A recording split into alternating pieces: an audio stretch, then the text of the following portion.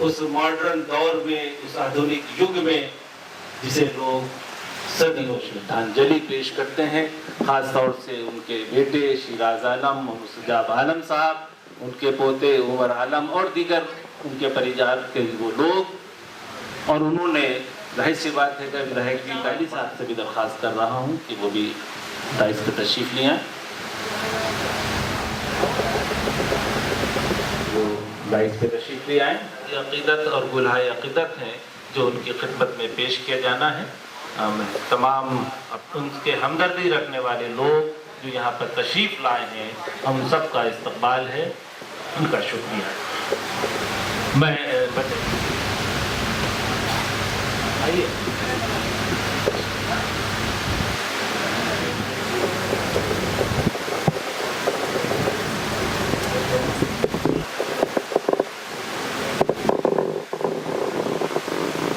आपका विधायक जी के साथ पार्टी से गुजरा है, आप तशरीफ लाए हैं, आपका इस्तकबाल है।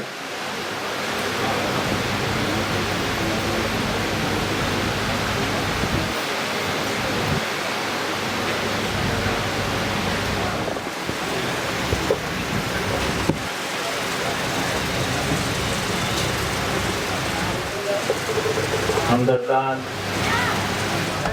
से अनुरोध करूँगा कृपया वो पीछे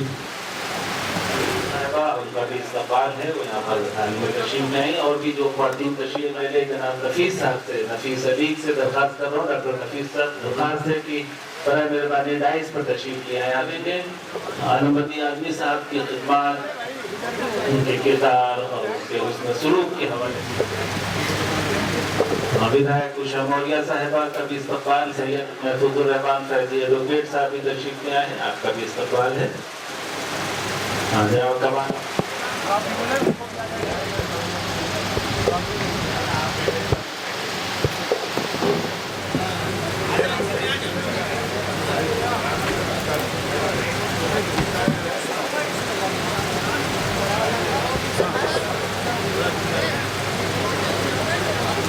एक साहब भी तशरीफ ले आए हैं, आपका इस्तकबाल है और आपसे दरख्वास्त।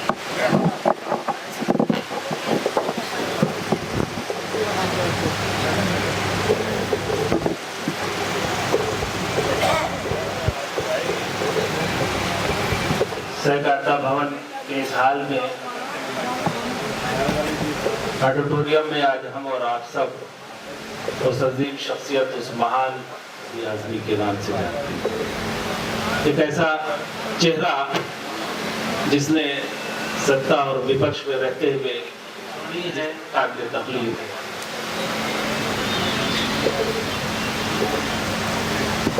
प्रोफेसर खान मोहम्मद आतिफ साहब की तशरीफ ले आए हैं, एक लंबा साथ रहा है मुस्लिम मजलिस में।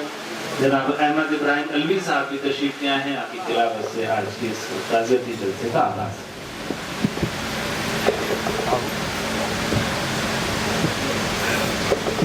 अऊज़ु बिल्लाहि मिनश शैतानिर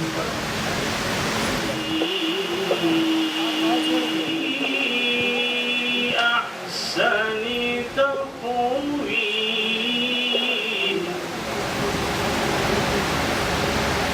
ثم وددناه أسفل سافلين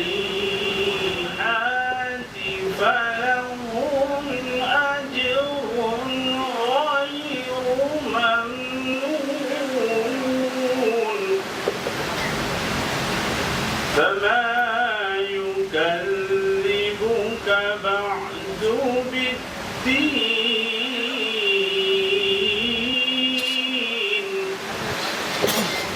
فما يكذبك بعد بالله بأحكم الحاكمين। बहुत जलसे का आगाज किया। जलसा ताज़ती है, लेकिन एक दस्तूर है, एक नज़्म है कि एक सनद हासिल हो जाती है अगर उसकी सदारत भी मुस्तरद हो। और सदारत के लिए आज के मुंतज़िमीन की तरफ से इस बात का अहतमाम किया गया है कि दादू से मैं तमाम अपने मौजूद मेहमानों से दरख्वास्त कर रहा हूँ जो उस सीट के लिए मजाज नहीं है, मैं उनसे बहुत मुद्दबाना इल्तिमास कर रहा हूँ कि वो नशिस्तों को। चलिए आइए हम आज के इस जलसे में इजहार ख्याल के लिए का सिलसिला शुरू करते हुए सबसे पहले MSc जनाब जशवंत सिंह साहब से दरख्वास्त कर रहे हैं कि वो तशरीफ़ लाएँ और अपने ख्यालात का इजहार करें। MSc जनाब जशवंत सिंह साहब।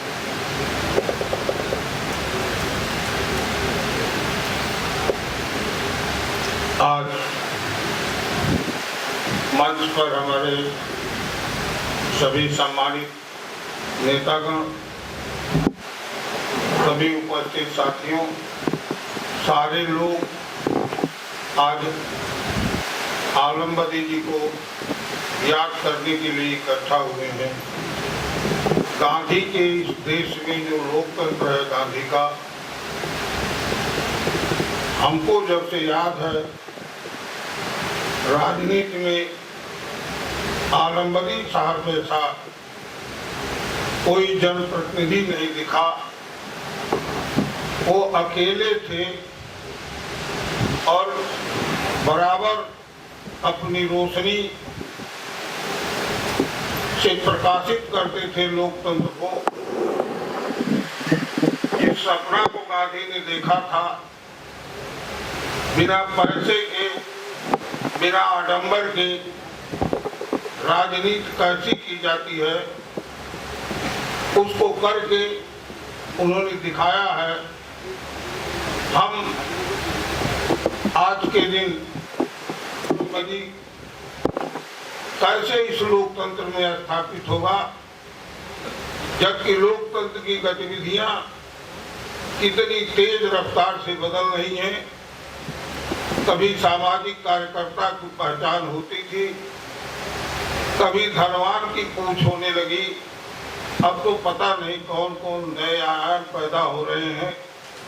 लेकिन सारे आयामों में अकेले आलम बदी साहब ने हिंदुस्तान में कोई इस तरह का चुनाव नहीं लड़ा होगा।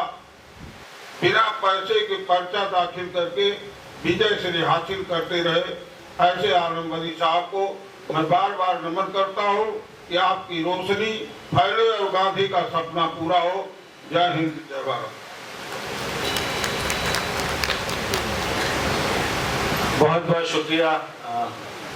मैं तमाम अपने मेहमानों से ये दरख्वास्त और अनुरोध करूंगा, चूँकि वक्त कम है और उनके चाहने वालों की फहरिस्त बहुत तवील है, बहुत लंबी है, तो कृपया बहुत संक्षेप में 2 मिनट में अपनी बात रखेंगे तो सबको आसानी होगी और ज़्यादा से ज़्यादा लोगों को मौके का मौका मिलेगा। मैं विधायक मोहतरम सभापाल सिंह साहब से दरख्वास्त कर रहा हूँ कि वो तशरीफ। सभी डायस पर बैठे नेतागण और मेरे साथियों, महिलाओं, बच्चों, ये आलिम बदी साहब वाकई ऐसे शख्सियत थे जो चौधरी चरण सिंह जी ने सपना देखा था वो इन्होंने पूरा किया। मैं तो अमानतर साहब को लड़ता था, ये बड़े झकझोर देते थे उनको विधानसभा में। मैं कह यार इतने मासूम आदमी, इनको इतना झटका क्यों देते हो आप। मैं अपने मन से धन से बहुत ही दिल से उनको नमन करता हूँ और भगवान से ये दुआ करता हूँ उनको चरणों में निवास दे, जन्नत उनको कबूल फरमाए। धन्यवाद, शुक्रिया सबका। बहुत बहुत शुक्रिया। अब इसके बाद मैं दरख्वास्त कर रहा हूँ जनाब बचई सरोज साहब से कि वो तशरीफ लाएं और अपने ख्यालात का इज़हार करें। बचई सरोज साहब। आजमगढ़ के नहीं, पूरे उत्तर प्रदेश के हमारे सभी सम्मानित विभिन्न लोगों को रास्ता दिखाया करते थे। अभी हम लोगों के बीच में जसवंत सिंह जी ने कह के गए कि अब आलम बदी जैसे लोग आएंगे, होंगे कि नहीं होंगे, ये बहुत बड़ा सवाल उठता है। ऐसे माननीय सम्मानित हम लोग के गार्जियन पिता स्वरूप आज हम लोगों के बीच में नहीं है। इनके चरणों में पुष्प अर्पित करते हुए ईश्वर से, अल्लाह से दुआ हम लोग करेंगे कि इनकी आत्मा को शांति दें और इनके बताए हुए रास्ते पे हम जैसे कार्यकर्ता साथी आज यहाँ से हम लोग संकल्प होके जाएं कि आलम बदी चाचा जी के बताए हुए चले हुए रास्ते को हम लोग नहीं भूलेंगे, उन्हीं के रास्तों को हम लोग पकड़ के चलेंगे तो आगे हम लोगों का भी भविष्य और हम सबका भविष्य उज्जवल होगा।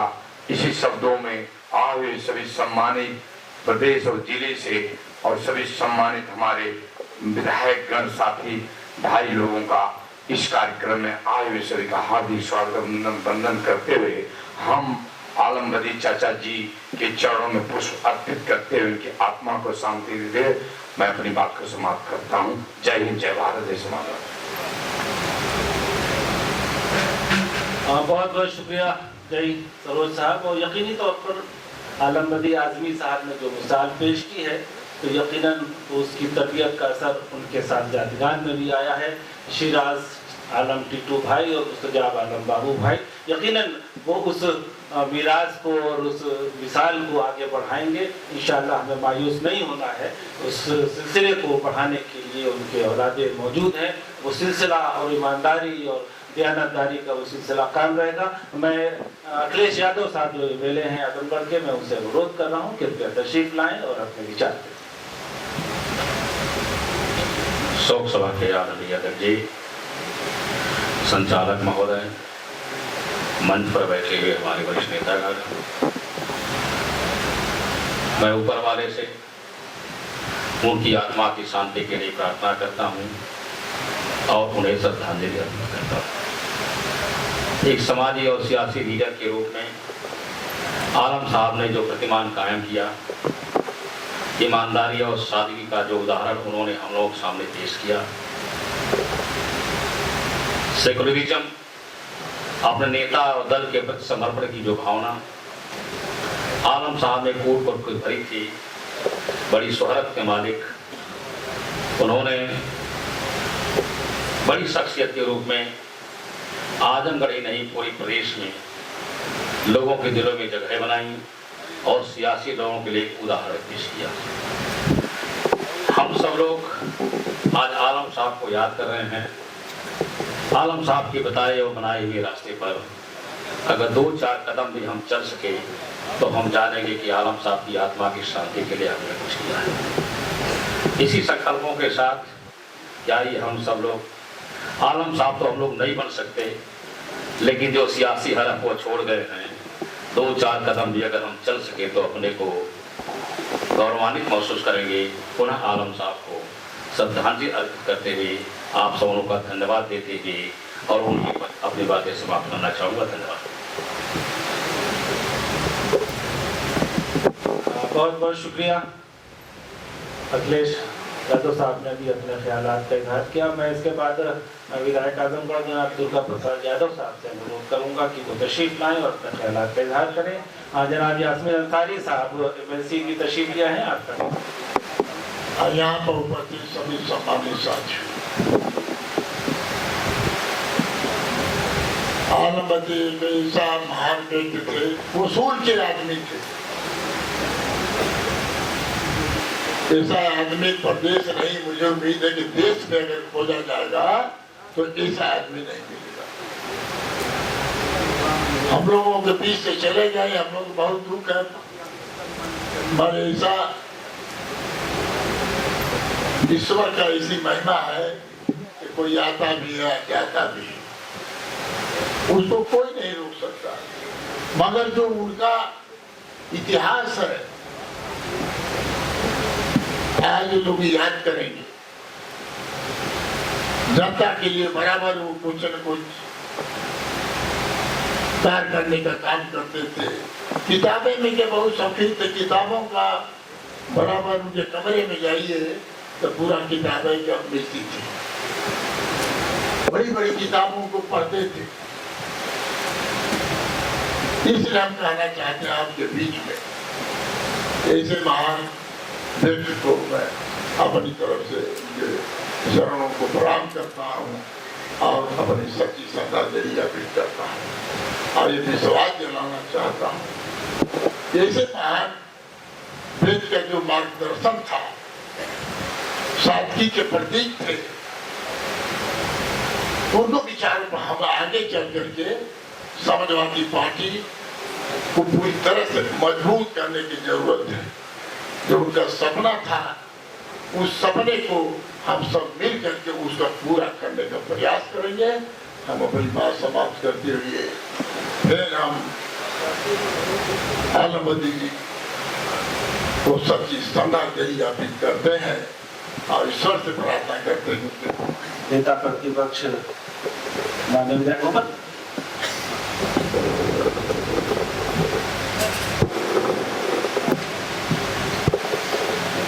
जो लोग विधायक जी से एक बार भी मिले हैं उन्हें अच्छी तरह से याद है। अनिश आलम और मुस्तजाब आलम जो उनके बेटे हैं, इन सब ने भी आज उस रवायत को बरकरार रखते हुए तमाम आने वाले मेहमानों के लिए भी खाने पीने का इंतजाम किया है। तमाम लोगों से दरख्वास्त और अनुरोध है उनके बेटों की जानिब से कि आप सब उस खाने में भी शरीक होकर के उसके बाद तशरीफ ले जाएंगे। बहुत बहुत शुक्रिया। और आइए इसके बाद मैं दरख्वास्त कर रहा हूँ जनाब नवाब जान साहब MLA से कि वो तशरीफ लाए और अपने ख्यालात का इजहार करें। जनाब नवाब जान साहब। सम्मानित ताल्लुक से हाजिर हुए हैं, उनकी जिंदगी एक खुली किताब है, जो चाहे पढ़ सकता था। और उनका जो सियासी कैरियर था, और वो इतिहास ये है कि हम लोगों को उनसे इबरत हासिल करना चाहिए और उनके चुने हुए रास्तों पे हमको चलना चाहिए। ये हमारा अपना मानना है, जो कि गुजारिश है। मैं अपनी बात को यहीं खत्म करता हूँ। खुदा हाफिज़। हमारे दरमियान मौजूद हैं हारून रहमाबादी साहब, सैर बाबर साहब, कामरान बेग हमारे कारपोरेटर हैं। आप सभी का इस्तकबाल और खैर मकदम है। और आइए इसके बाद मैं दरख्वास्त कर रहा हूँ जनाब बलराम यादव साहब से कि वो तशरीफ लाए और अपने ख्यालात का इज़हार करें।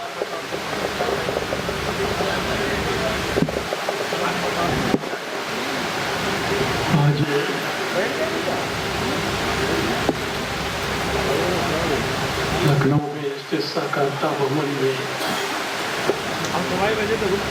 पार्टी के सम्मानित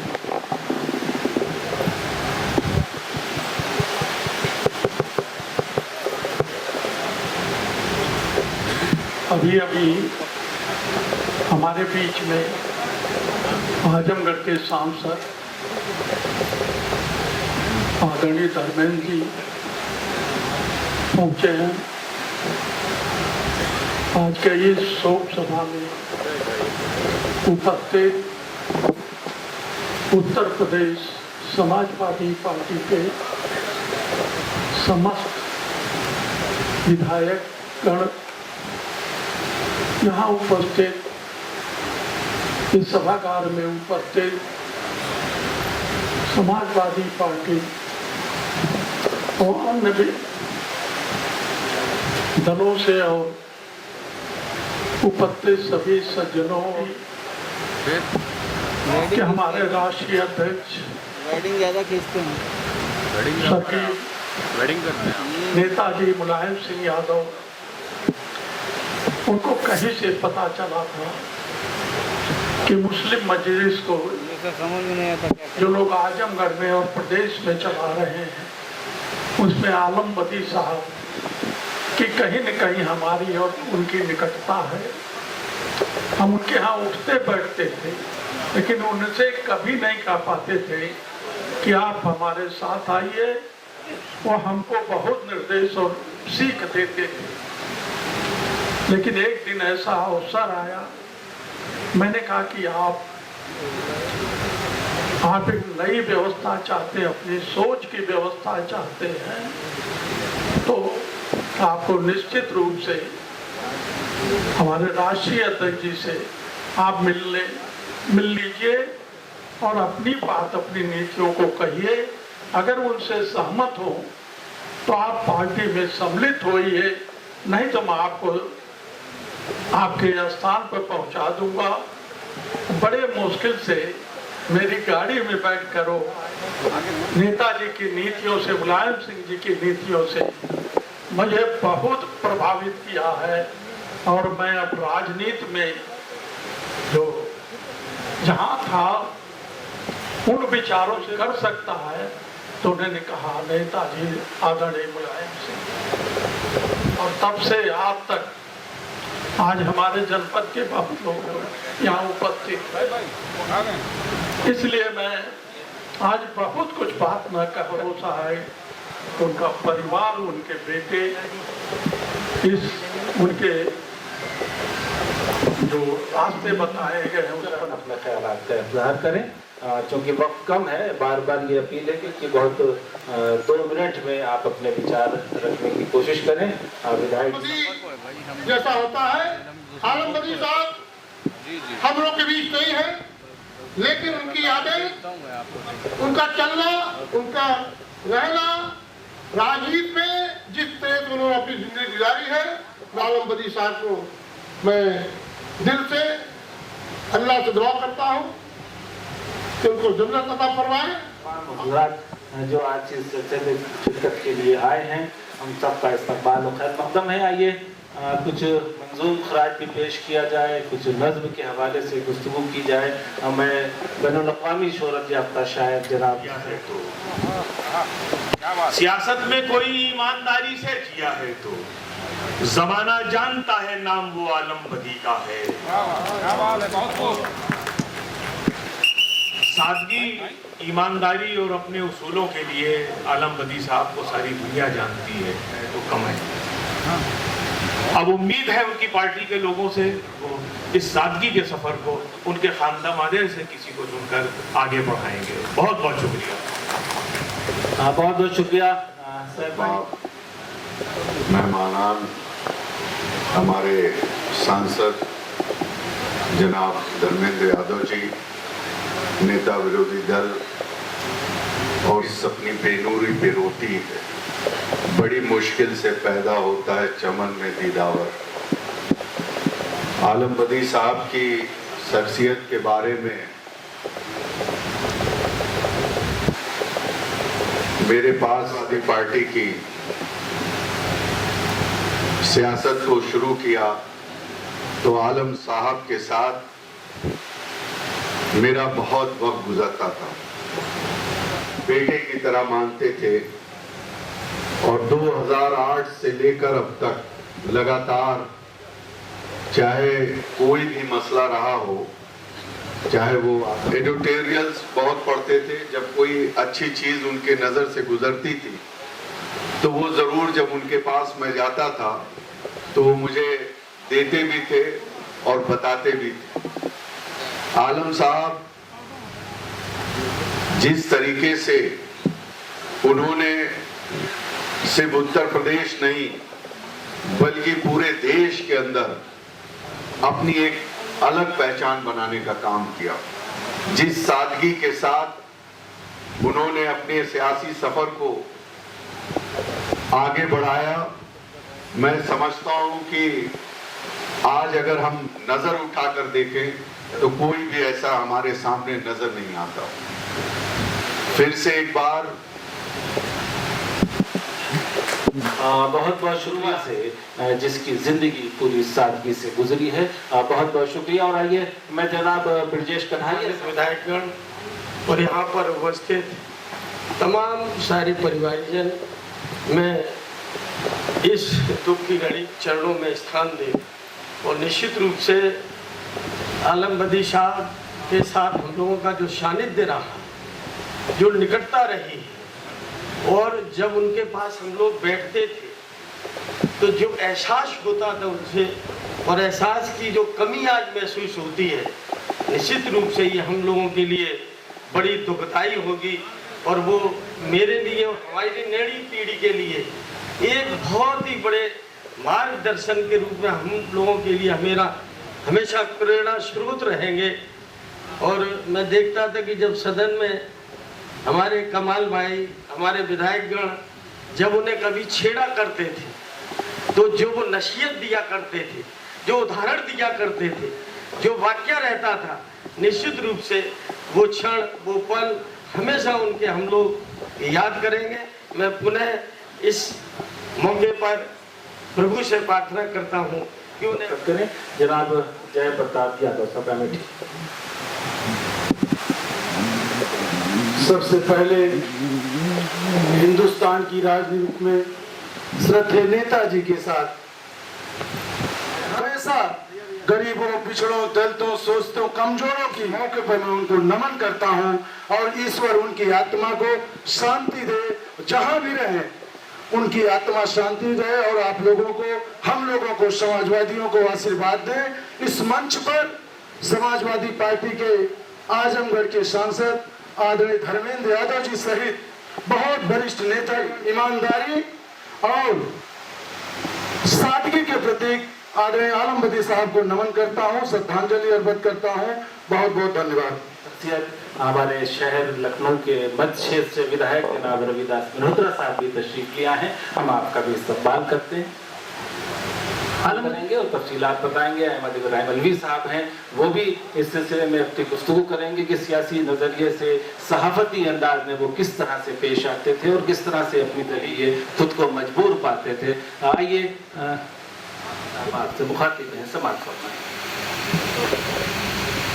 आज के इस ताज़ियाती इजलास के सदारत कर रहे मोहतरम सदर साहब, उत्तर प्रदेश असेंबली में लीडर हज मुखालिफ जनाब माता प्रसाद पांडे जी, धर्मेंद्र जी और तमाम विधायकगण जो समाजवादी पार्टी से आए हुए। 1984 में आया हूँ, तब 10-12 साल पहले आलम साहब इसमें सदस्यता दे चुके थे। आलम बदी साहब नीतियों से, पॉलिसी से, उनके नजरिया से, उनके सियासी फिक्र से मुतासिर होकर के जब अपने मुलाजमत छोड़ करके हिंदुस्तान आए थे तो उनसे उन्हीं के पार्टी में शामिल पिछड़ों, गरीबों, मजलूमों की सियासत की बुनियाद अगर उत्तर प्रदेश की सतह पे किसी ने डाला था तो वो कायदे मिल्लत डॉक्टर अब्दुल जलील फरीदी साहब थे। 1987 से 88 तक मुस्लिम मजलिस के सदर रहे आलम साहब और आने के बाद भी हर मसले पर, खासतौर से अयोध्या, फैजाबाद में कोई मामला होता तो हमको मशवरा देते थे और हमको कभी कभी डांटते भी थे कि कुछ दिन पहले जब वो डिस्चार्ज होके आए थे तो मिलने में आया था उनके कमरे पर, तो लग रहा था कि अभी हमारे ऊपर उनकी सरपरस्ती रहेगी, लेकिन अचानक फिर उनकी तबीयत खराब हुई और फिर दोबारा अस्पताल से वो वापस जो लौटे तो हम लोगों के बीच में थे। और जब भी उनसे मुलाकात रही, आप भी शफकत से बात करते थे और हमेशा हम लोगों को तंबीह देते थे कि भाई ईमानदारी से सियासत करना, ताकि जो बुनियाद डॉक्टर साहब ने डाली है उस पर हम लोग चलते रहें। आज हमारे बीच वो नहीं है, उनके ज़हन है कि कितनी भी उम्र हो जाए, अल्लाह ताला से दुआ करता हूँ कि अल्लाह ताला अपने जवार रहमत में मरहूम को जगह अता फरमाए, अहले खाना को सब्र जमील अता फरमाए और जो भी यहाँ आए हैं उनके लिए सच्ची खराज अकीदत यह है कि जिस ईमानदारी से, जिस दयानतदारी से, जिस सोच और फिर यही हमारी सच्ची खराज अकीदत होगी। खुदा हाफिज, शुक्रिया। ओहदे का न लिबास पे कोई गुमान था, वो बुलंदियों पे रहकर भी जमीन से जुड़ा इंसान था। मैं जिंदगी भर इस गुरूर और घमंड में जी सकता हूँ कि आलम बदी साहब की छोटी सी डायरी में मेरा नंबर लिखा हुआ था।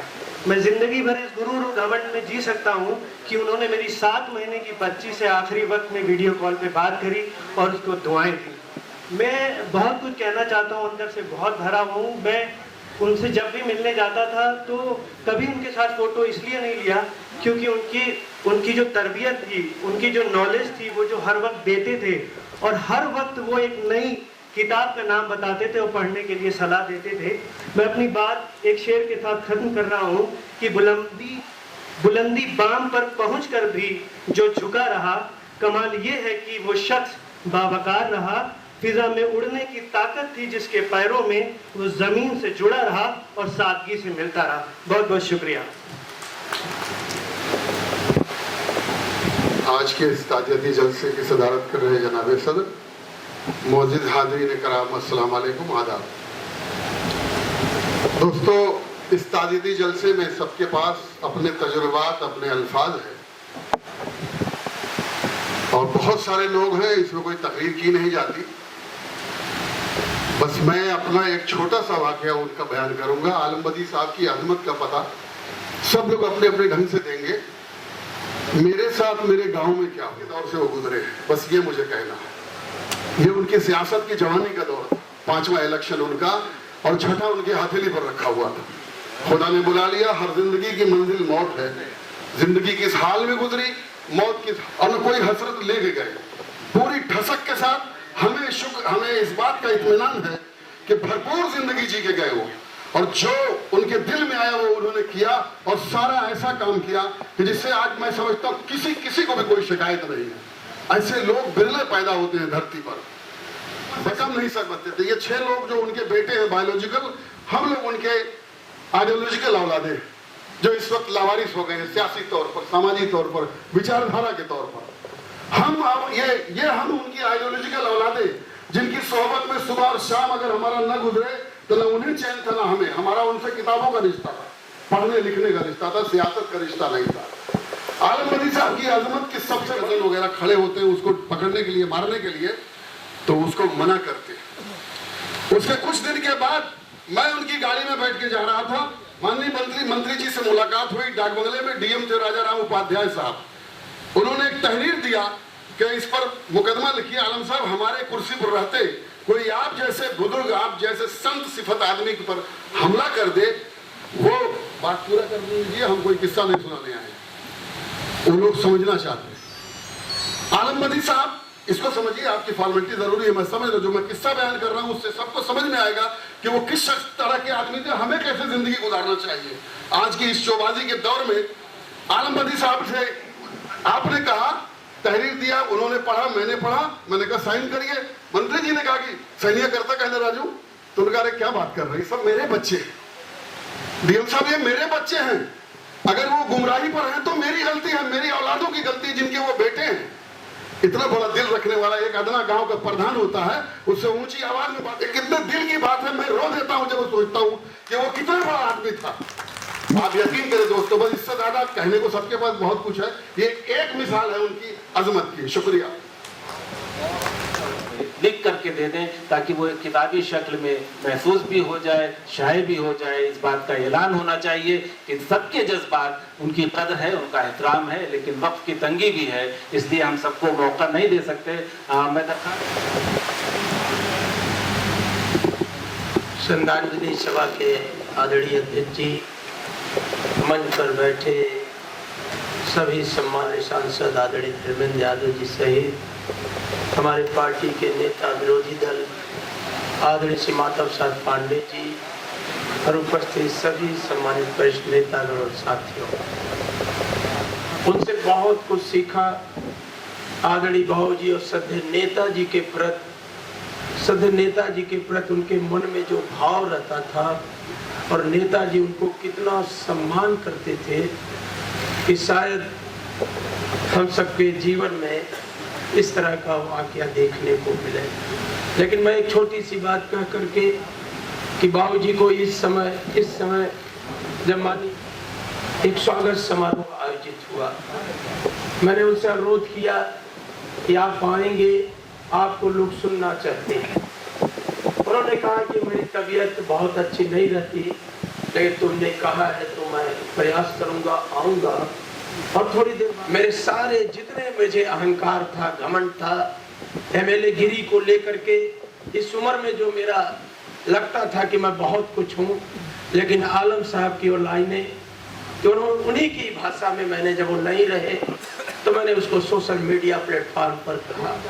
तो आलम साहब ने कहा कि अगर मुझे बुलाए मना आता तो इस उम्र में बलराम जी को तकलीफ होती, मैं उन्हें तकलीफ नहीं देना चाहता, लेकिन मैं कहना चाहता हूं कि आपके वालिद ने सैफई के बाद नंबर 2 पर के लाके अतरौलिया की कांचनसी को बनाने का काम किया।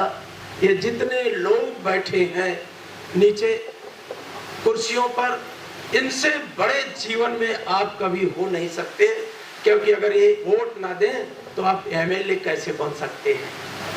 लोकतंत्र की इतनी बड़ी परिभाषा कि जनता से चुना हुआ जनप्रतिनिधि, और लोकतंत्र में सबसे बड़ी अगर ताकत किसी में है तो जनता की ताकत है। इस बात को हमेशा आलम बदी साहब हम सबको सिखाते थे, पढ़ाते थे। मैं आज उसी अवसर पर इतने महान संत को समाजवादी आंदोलन ने खोया है, मैं निजामाबाद की और आजमगढ़ की इस पूजनीय धरती को, खासकर निजामाबाद की धरती को और वहाँ के लोगों को बहुत बहुत प्रणाम करता हूँ कि आपने एक ऐसे व्यक्तित्व को, कि जिस व्यक्तित्व ने, मैं सोचता हूँ अपने जीवन की सबसे बड़ी जीत आलम बदी साहब आपकी बार जीते थे। और जो हाल ही में लोकसभा का चुनाव हुआ था, आजमगढ़ जनपद की 10 विधानसभाओं में जो सबसे बड़ी जीत थी वो निजामाबाद विधानसभा की थी। ऐसा उनका जनता से लगाव था। आज वो नहीं है, लेकिन उनके परिवार बिल्कुल विदाउट सेकेंड चीजें लोगों तक पहुंच रही हैं। ऐसे ही हमारे दरमियान में एक नौजवान इंजीनियर हैं चौधरी शहाबुद्दीन साहब, चौधरी बिलाल मलिक आजमी साहब, जनाब सर्वेश अम्बेडकर साहब पूर्व मंत्री हैं, वो भी तशरीफ लाए हैं। ललित प्रधान साहब जौनपुर से, अशोक अम्बेडकर, आप सभी का इस्तकबाल और खैर मकदम है। मैं फैज अहमद फारूकी से दरखास्त कर रहा हूँ कि वो तशरीफ लाएं, अपना कंडोलेंस मैसेज पेश करें और अपनी डॉक्यूमेंट्री में। Adab everybody. My father Zaid Ahmed Farooqi and Alam Badi Sahab have known each other for a very long time. Present here, I have known Alam Badi Sahab way before I was even born. One of the meetings that I am reminded of was when I met Alam Badi Sahab when I first visited Vidhan Sabha. This was during the 2022 budget session. He was very excited to see me here. And the last time when I met him, I wanted to talk to him about Faridi Sahab. And he got very excited. He wanted to give me an interview, which unfortunately could never happen because of his health. And he asked me to read the works of Maulana Azad, Allama Shibli Namani Sahab, and obviously Dr. Faridi Sahab. So that I may be guided by in these footsteps of these giants. I am trying to read their works, and I wanted to make something for Alam Badi Sahab. So I have prepared a very short documentary, which we will play now. Shukriya. Nusrat खुदावंदी कहाँ से आएगी, किस तरह आएगी? मुल्क के हालात से मैं 22 जुलाई 2026 आजमगढ़ ने सिर्फ अपने एक विधायक को नहीं खोया था, उसने अपनी राजनीति के उस दौर को अलविदा कहा था जहां सियासत का मतलब सिर्फ सत्ता हासिल करना नहीं बल्कि लोगों के बीच रहना होता है।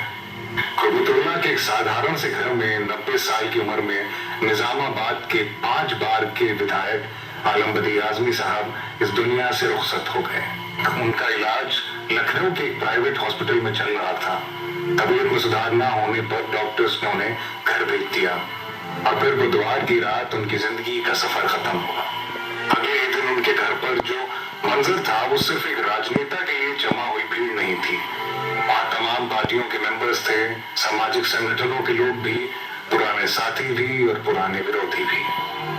हजारों लोग एक ऐसे आदमी को अलविदा कहने आए थे जिसके पास न कोई बड़ा बंगला था, न लंबी गाड़ियों का काफिला, न सिक्योरिटी का शोर और न ही सत्ता का घमंड। एक सवाल यहीं से पैदा होता है, आखिर कौन थे आलम बदी आजमी और क्या वजह थी कि अलग अलग सियासी सोच रखने वाले भी उनके इंतकाल को अपना निजी नुकसान मान रहे थे और कैसे एक इंजीनियर उत्तर प्रदेश की सियासत में ईमानदारी और सादगी की एक मिसाल बन गया।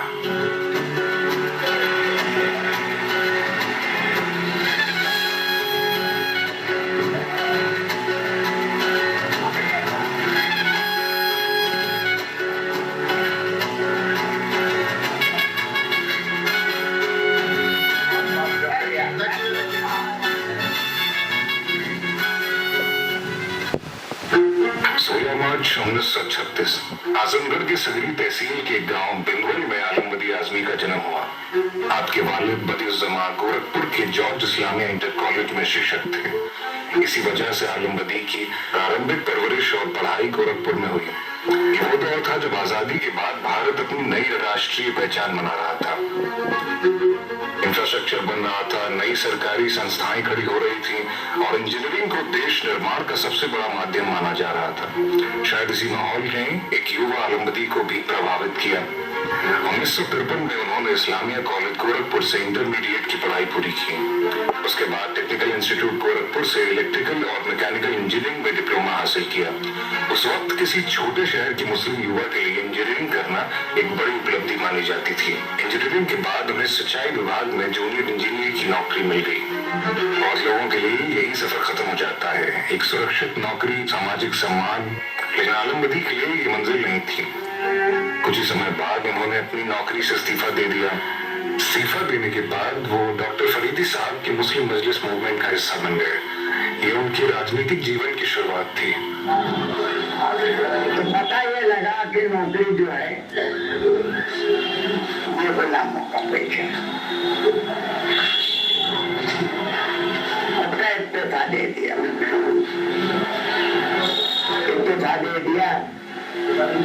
और उसके बाद लखनऊ के बड़े डॉक्टर थे डॉक्टर अब्दुल जलील फरीदी, वो मुसलमान चला रहे, उनसे मुलाकात हो गई तो मुसलमान उनके पूरे जीवन को देखते हुए इतना समझ में आता है कि उनकी दिलचस्पी दफ्तर की फाइल से ज्यादा लोगों की खिदमत में थी। देश की सियासत एक बड़े बदलाव के दौर से गुजर रही थी। मंदिर और मंदिर की राजनीति अपनी जगह बना रही थी। इसी दौर में आलमबदी आजमी ने पहली बार चुनावी राजनीति में कदम रखा। 1989 में उन्होंने मुस्लिम मजलिस पार्टी की टिकट पर आजमगढ़ पार्लियामेंट का चुनाव लड़ा। इस चुनाव में उन्हें कामयाबी हासिल नहीं हुई, लेकिन इसने उन्हें लोगों की खिदमत करने से नहीं रोका। 1996 के उत्तर प्रदेश विधानसभा चुनाव में समाजवादी पार्टी के प्रेसिडेंट नेताजी मुलायम सिंह यादव जी ने आलमबदी आजमी साहब को निजामाबाद विधानसभा सीट से टिकट दिया। ये उनकी जिंदगी का सबसे बड़ा मोड़ था। उस चुनाव की एक तस्वीर आज भी लोग याद करते हैं। आलमबदी आजमी अपनी गाड़ी पर मुस्लिम मजलिस और समाजवादी पार्टी दोनों के झंडे लगाकर प्रचार करते हैं। उससे हार का सामना करना पड़ा। बहुत से नेताओं के लिए ये हार सियासी जिंदगी का अंतिम अध्याय बन जाती है, लेकिन आपके लिए ऐसा नहीं था। 2012 में आपने वापसी की, फिर 2017 में और फिर 2022 में 5 बार, लगभग 25 साल तक निजामाबाद में बार बार अपनी जिम्मेदारी उनके हाथों में सौंपी।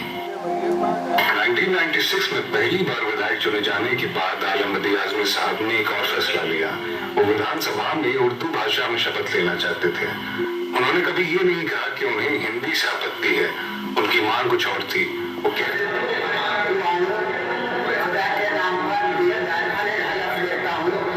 मैं कानून के जरिए कायम आईन हिंद के सच्ची अकीदत जारी रखूंगा।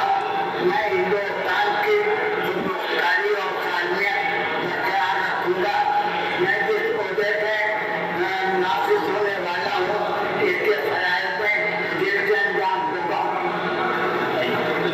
हमने राजनीति में अक्सर एक तस्वीर देखी है, जैसे ही कोई व्यक्ति विधायक या सांसद बनता है तो उसके साथ गाड़ियों का काफिला जुड़ जाता है, सिक्योरिटी बढ़ जाती है और आम लोगों और नेता के बीच एक दूरी पैदा हो जाती है। लेकिन आलमबदी आजमी साहब इस दायरे में कभी फिट नहीं हुए। अगर गाड़ी उपलब्ध नहीं होती तो रिक्शा पकड़कर शहर चले जाते हैं, कभी साइकिल, कभी स्कूटर। और जीवन के अंतिम वर्षों में जो एक निजी कार उन्होंने खरीदी थी, वो भी एक बहुत साधारण सी गाड़ी थी। न लग्जरी, न शान शौकत, न कोई दिखावा। फॉर्चूनर से किसी प्रभावशाली नेता का बंगला जैसा नहीं था, कुर्बतुल्ला का एक साधारण सा मकान और मोबाइल फोन। लंबे समय तक एक साधारण कीपैड फोन का इस्तेमाल करते थे। आलमबदी आजमी साहब को देखकर लोग तुरंत पहचान जाते थे। आजमगढ़ की राजनीति में उनकी पहचान एक ईमानदार नेता के रूप में बनी। ऐसा नेता जिसका सम्मान सिर्फ उनके समर्थक ही नहीं बल्कि विरोधी भी करते थे। उनके पूरे राजनीतिक जीवन में कोई आपराधिक मुकदमा उनकी पहचान नहीं बना और शायद इसीलिए उनके निधन की खबर सुनते ही अलग अलग सियासी दलों के लोग एक ही छत के नीचे नजर आए।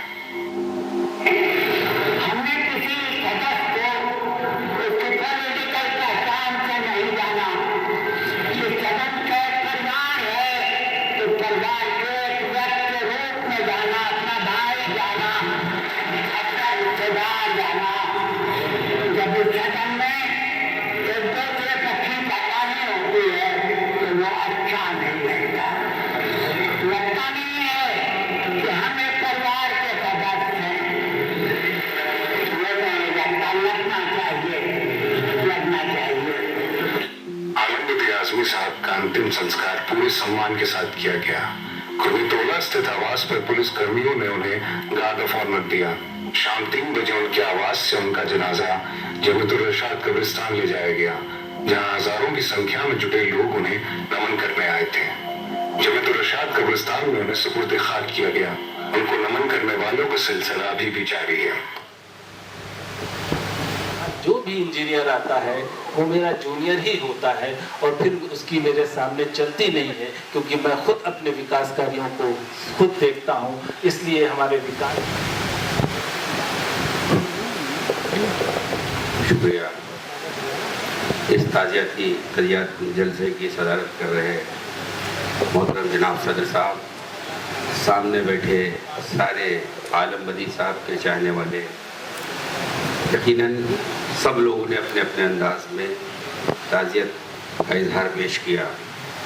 मैं भी उनको ताज़ियत देते हुए बस इतना सा फ़ख्र महसूस करता हूँ कि मैं भी उनकी सीट के पीछे बैठता रहा और ये एहसास करता था कि आलम बदी साहब की ईमानदारी और उनकी शख्सियत का थोड़ा सा भी पूरी दुनिया के कोने कोने से उनको खिराज अक़ीदत पेश की जा रही है और उनको ताज़ियत दी जा रही है। ऐसे मौके पर मैं उनको अपनी तरफ से खिराज अक़ीदत पेश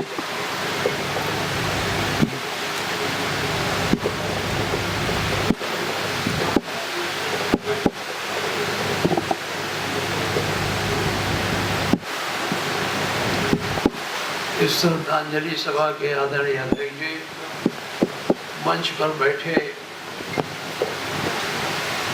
आजमगढ़ के सांसद माननीय धर्मेंद्र यादव जी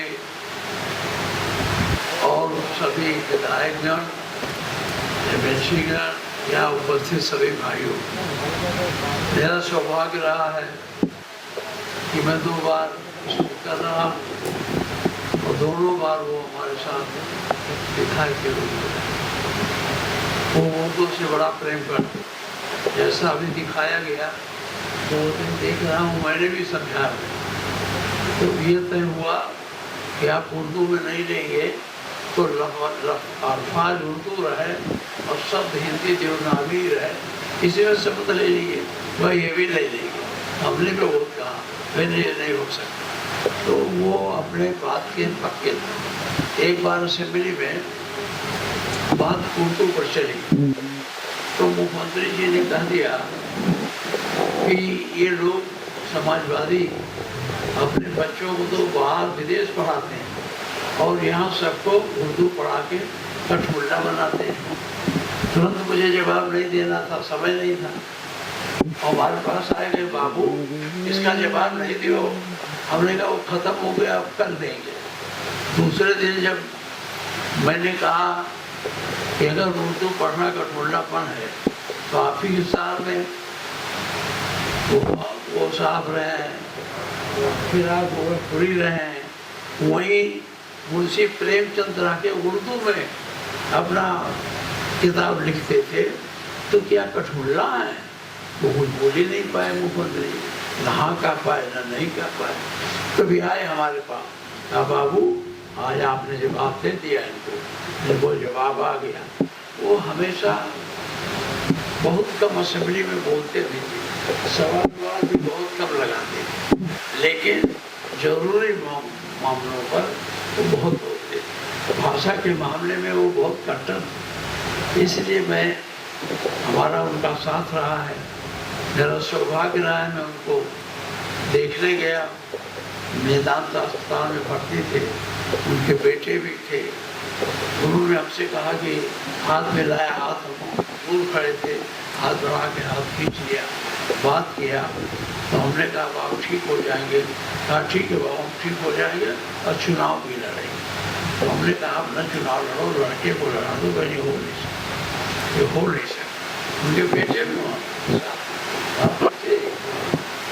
तो वो दृढ़ निश्चय, मैं ऐसे व्यक्ति को अपने हार्दिक संवेदना व्यक्त करता हूँ और उनके प्रति अपना जो सम्मान प्रकट करना है वो सम्मान प्रकट नहीं, कभी कब्र जब पर बात नहीं करती। मैं उनको फिर एक बार अपनी श्रद्धांजलि अर्पित करता हूँ और ईश्वर से प्रार्थना करता हूँ उन्हें अपने पास रखें। बहुत बहुत धन्यवाद।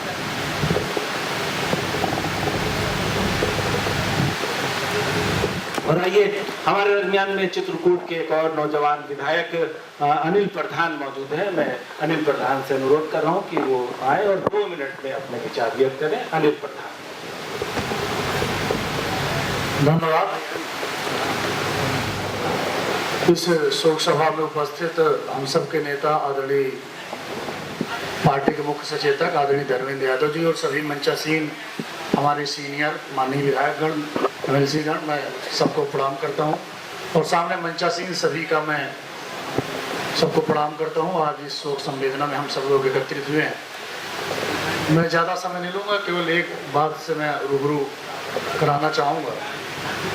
मैं भी पहली बार चुनकर आया हूँ माननीय राष्ट्रीय अध्यक्ष जी के आशीर्वाद से, समाजवादी पार्टी के आशीर्वाद से, और मैं और आलम बदी साहब की सीट हमारी आदरणीय सचेतक साहब ने अभी पिछले जो हाउस के दौरान हमारी ये अगल बगल ही थी और उनका बड़ा आशीर्वाद हम जो नए विधायक हैं, एमएलए हैं, उनके ऊपर हमेशा रहता था।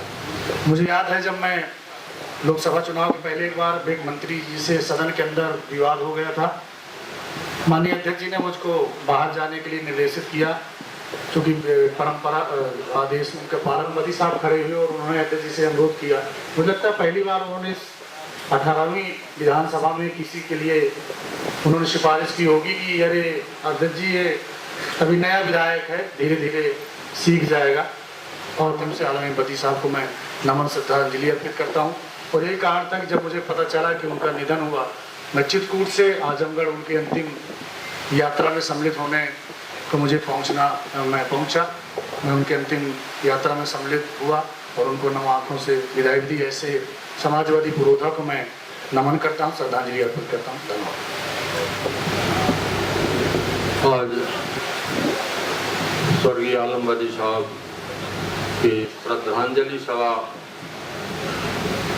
की अध्यक्षता कर रहे माननीय सदर साहब और हमारे इस मंच पर बैठे हुए आजमगढ़ लोकसभा के माननीय सांसद और सामने बैठे हुए सभी की श्रद्धांजलि मना रहे हैं। जो सादगी और ईमानदारी की प्रतिमूर्ति कहने के लिए तो जरूर यहाँ दे ले, भाषण के तुरंत बाद फिर जहाँ के तहाँ हो जाते हैं। और समाजवादी पार्टी की इतनी बड़ी अपूर्णी क्षति हुई है कि इसकी भरपाई फिर आगे हो पाएगी या नहीं हो पाएगी, इसके विषय में नहीं कहा जा चलने का संकल्प लेंगे। जिस तरह से उन्होंने अपने जीवन को सादगी और ईमानदारी से यहाँ तक पहुँचाया, एक मिसाल कायम की, मैं उनके चरणों में श्रद्धा का सुमन अर्पित करते हुए अपनी वाणी को विराम देता हूँ।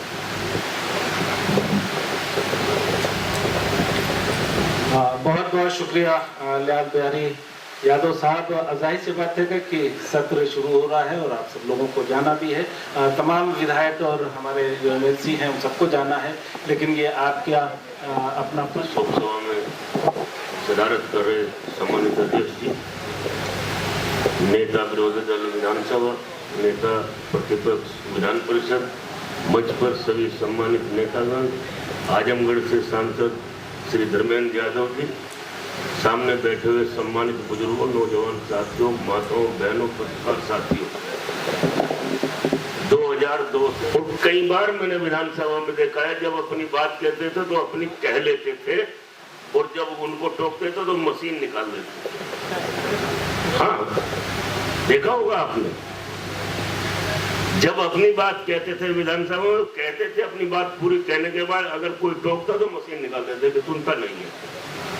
ये उनकी बड़ी खासियत थी, बड़ा सीखने को मिलता था। आज मैं अपनी तरफ से, समाजवादी पार्टी की तरफ से श्री आलम बदी साहब की चरणों में श्रद्धाओं सुमन अर्पित करते हुए उनको श्रद्धांजलि अर्पित करता हूं और उम्मीद करता हूं कि इस मौके पर स्वर्ग में उनको उत्तम स्थान मिले, उनकी आत्माओं को शांति मिले और हमारे इस परिवार को ये दुख सहन करने की ईश्वर शक्ति प्रदान करे। ओम शांति शांति शांति।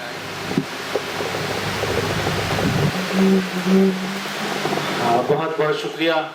बहुत सी बात अच्छा तरीका ये है कि हम कुछ काम करें और इसके लिए उनके साथ और जो मुताल्लिकीन हैं उन्होंने इस बात का इरादा किया है, इस बात का प्रण लिया है कि वो एक मेमोरियल ट्रस्ट, आलम बदी मेमोरियल ट्रस्ट कायम करेंगे। आज इस बात का ऐलान किया जा रहा है और जल्द ही उसकी मेंबरसाजी के लिए एक ऐप भी लॉन्च किया जाएगा। जो लोग भी जुड़ना चाहें, शिराज आलम, सजाब आलम वगैरह, उनके साथ भी वो संपर्क कर सकते हैं। ये ट्रस्ट आलम बदी आज़मी की उन सेवाओं और उन गतिविधियों को आगे बढ़ाने के लिए समर्पित होगा। इसी के लिए ये काम किया जा रहा है। ख्वातीन-ओ-हज़रात, ये 5,000 रुपए का पहला डोनेशन ज़ैद अहमद फारूकी साहब ने शिराज आलम टीटू भाई से कि वो तशरीफ लाएं और ये पहला डोनेशन इसको कबूल फरमाएं आलम बदी मेमोरियल ट्रस्ट के लिए। तशरीफ लाइए।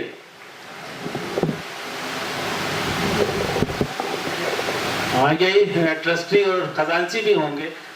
चलिए, ये शुरुआत बिस्मिल्लाह बहुत अच्छी हुई है। जो लोग भी इस तरह से डोनेट करना चाहेंगे वो डोनेशन कर सकते हैं, ट्रस्ट के नाम से, चेक के नाम से, जिस हवाले से भी चाहेंगे वो कर सकते हैं।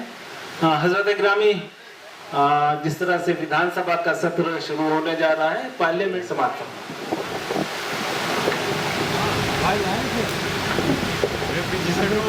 स्वर्गीय आलम बदी आज़मी साहब की इस शोक सभा के सदर साहब,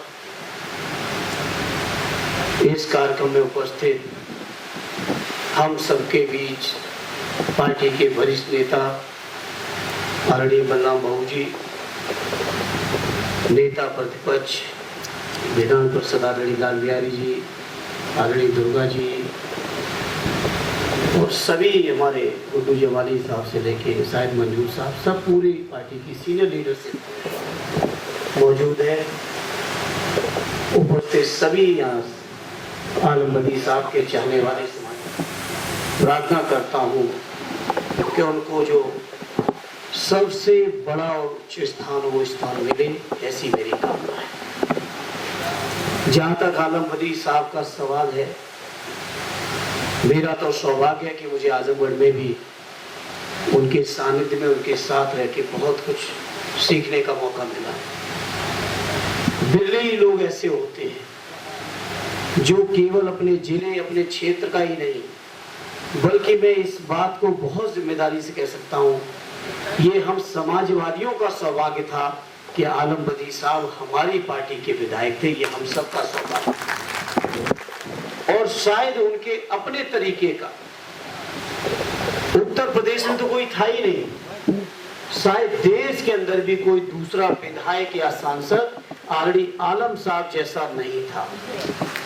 हम अक्सर अपने नौजवान साथियों के बीच कहते थे, आजमगढ़ के लोगों के बीच कहे और लोगों के बीच कहे, ये हमारी ऐसी धरोहर है, शायद दूसरा कोई आलम बदी आने वाले समय में बन भी ना पाएगा। उस तरह के उनके गुण थे, उस तरह के उनके व्यवहार था, उस तरह का उनका सिद्धांत था। और मैं समझता हूँ उम्र के 90 साल के पड़ाव पर भी पहुंचते पहुंचते शायद कभी भी उन्होंने अपने जीवन में किसी भी सिद्धांत से समझौता नहीं किया। ऐसा महान व्यक्तित्व आदरणीय आलम बदी साहब का था। और आज मैं समझता हूँ कि आज उनके न रहने से केवल हम समाजवादियों ही नहीं, बल्कि सामाजिक, राजनीतिक, मजहबी क्षेत्र के अलग अलग लोगों के बीच उनकी कमी को हम सब लोग हमेशा महसूस करेंगे। आदरणीय बाबू भाई और उनके सभी परिवार के लोगों ने जो फैसला लिया है ट्रस्ट बनाने का, उस फैसले का मैं आप सभी का हृदय से स्वागत करता हूं और विश्वास दिलाता हूं एक छोटे भाई के तौर पर उस ट्रस्ट को आगे बढ़ाने के लिए जो कुछ भी करना पड़ेगा हम कभी पीछे नहीं हटेंगे। ये हम अपनी तरफ से विश्वास और भरोसा दिलाते हुए एक बार फिर आरडी आलम बदी साहब को श्रद्धा सुमन अर्पित करते हुए अपनी बात को विराम देता हूँ।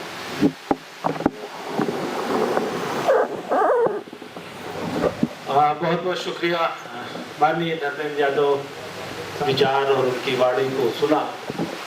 महिलाएं हमारी आधी आबादी हैं। पॉलिटिक्स में शम्स तबरेज एडवोकेट ने भी 2000 रुपए का डोनेशन पेश किया है।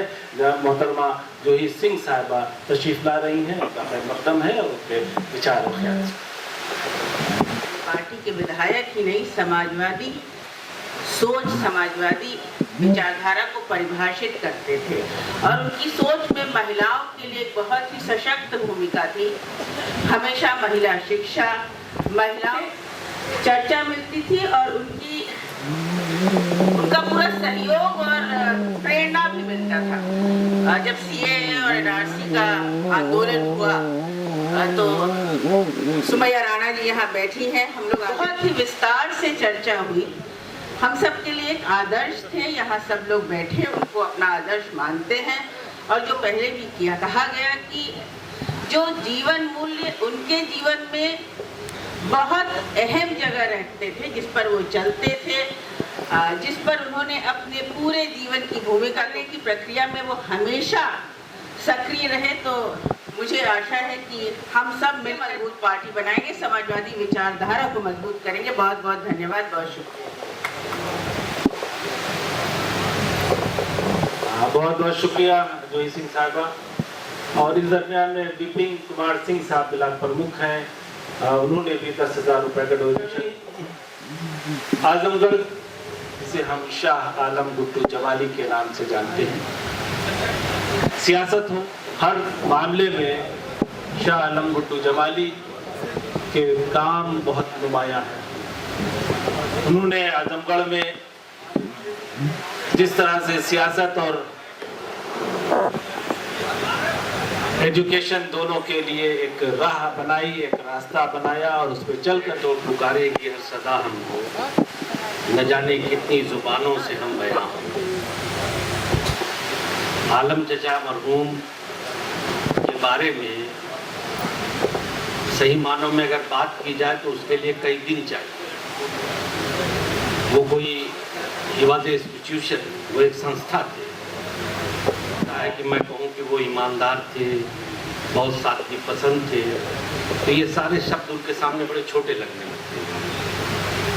मुझे ये खुशनसीबी मेरी थी कि हालांकि ये भी एक बड़ा वो है, मैं चूँकि सब लोग जानते हैं मेरा शुरुआती पॉलिटिकल कैरियर मैं बहुजन समाज पार्टी में था और उसके बावजूद भी मेरा उनका रिश्ता बाप बेटे जैसा ही था और मेरे और भी बहुत सारे मामलात थे उनसे।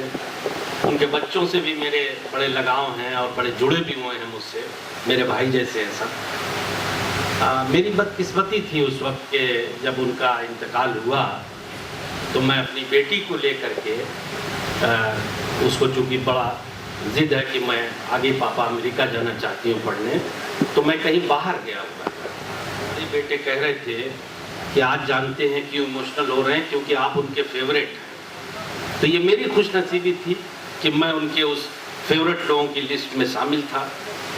बहरहाल ज़िंदगी की हकीकत यही है, जो आया है उसे जाना है। एक दिन हम सब चले जाएंगे, फिर आने वाली नस्लें उसको चलाती रहती हैं और ये सिलसिला जारी रहेगा। मेरी अल्लाह से दुआ है और कि अल्लाह ताला उनके बच्चों को, उनके अजीज़ों को इस तकलीफ़ से बाहर निकाले और अल्लाह ताला उन्हें मजबूती दे, वो ज़िंदगी में तरक्की करें। और ये मुझे कहने की ज़रूरत नहीं है, हम लोग चूँकि एक दूसरे से पहले से बहुत जुड़े हैं, हम लोग तो जिस लायक हैं, we are a single family, हम एक परिवार की तरह से हैं। और इसी के साथ मैं अपनी बात ख़त्म कर रहा हूँ। अल्लाह उनके अजीज़ों को सब्र जमील अता फरमाए। खुदा हाफिज़।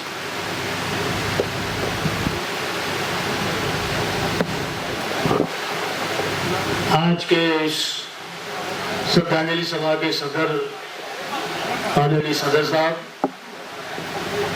माननीय विधान परिषद के सदस्य बलराम सिंह यादव जी, सभी माननीय विधायक, सामने बैठे सभी सम्मानित साथियों, पत्रकार बंधु, जिनको हम लोगों ने राष्ट्रीय अध्यक्ष जी के साथ भी काम करते हुए देखा है। जब वो 96 में पहली बार विधायक होके आए थे तो हम लोग भी उनके साथ विधानसभा में पहली बार चुन के जाने का काम किया। हमको आपको एक संकल्प के रूप में लेके जाना चाहिए ताकि हम आगे चल के पार्टी को और अपने आप को कामयाब और सफल बना सके। मैं इन्हीं बातों के साथ बहुत बहुत श्रद्धा सुमन अर्पित करते हुए अपनी बाणी को विराम देता हूँ। धन्यवाद। बहुत बहुत शुक्रिया प्रभु नारायण साहब।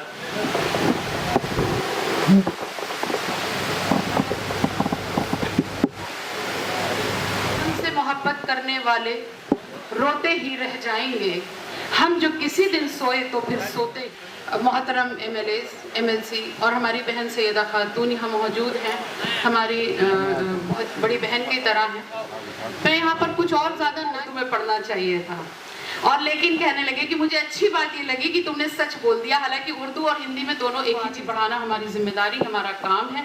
यहाँ पर मौजूद उनके जो फर्जंद हैं उन सबको मेरी उनके साथ बहुत ज़्यादा यादें जुड़ी हुई हैं। मैं उनसे की ज़िंदगी में दी हैं, उन विरासत को आगे बढ़ाने का काम करें, और ये हम सब की भी कोशिश रहेगी कि उन्होंने जो सीख दी उसको लेकर के आगे बढ़ना चाहिए।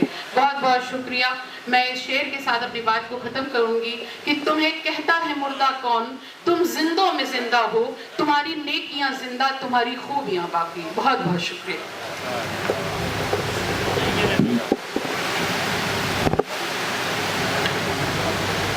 मौत की जुल्मत में किसने जगमगा दी जिंदगी, हक से टूटा बाग जन्नत की हवा आने लगी, और आदमी के मकबरे से दिल धड़कने की सदा आने लगी। ये मर्तबा हर खासो आम को नहीं मिलता है। ये वो नुफूस कुदसिया हैं जिनके लिए ये जगह मुकर्रर हो चुकी है। लंबी तकरीर का मौका नहीं है, एक तजवीज़ मैं पेश कर रहा हूँ। उम्मीद है कि आप सब लोग उसकी तारीफ करेंगे। इस ताज़ियती जलसे से एक तजवीज़ पास होकर जाना चाहिए। वो ये है कि आलम बदी आज़मी के बेटे जो उनके कामों में समाजवादी पार्टी की हैसियत बनाने में शरीक रहे हैं, निज़ामाबाद असम्बली हल्के से खाली होने वाली जगह पर उनको अपना उम्मीदवार बनाया जाए।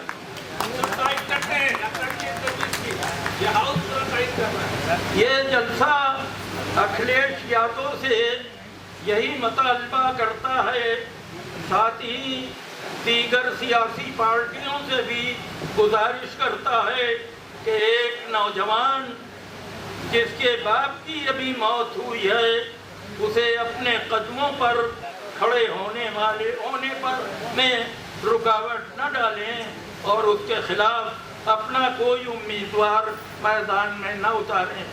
ये शराफत की निशानियां हैं कुछ। खास तौर पर हुक्मरान जमात की शान हुक्मरानी का भी यही तकाजा है कि इस हल्के की नुमाइंदगी आलम बदी आज़मी के ही घराने में रहने दें, ताकि इलाके के अवाम उनकी खुदमत का एहसान उतारने में अपना फर्ज अदा कर सकें। हम हैं शुरकाए जलसा जो कि लखनऊ के सहकारिता भवन में 2 अगस्त 2026 को मौजूद रहे हैं। इस तजवीज़ को पास करते हैं बकलम डॉक्टर खान मोहम्मद आतिफ। आप हज़रात का शुक्रिया, आप तायद करते हो इसकी तो हाथ उठा दीजिए। जोर नहीं दे रहा शुक्रिया। आरीफ है पार्टी सतह से भी और सियासी तौर पे भी उनके बेटों को उनकी नुमाइंदगी मिलनी चाहिए, वो इसके अहल है। बहुत बहुत शुक्रिया।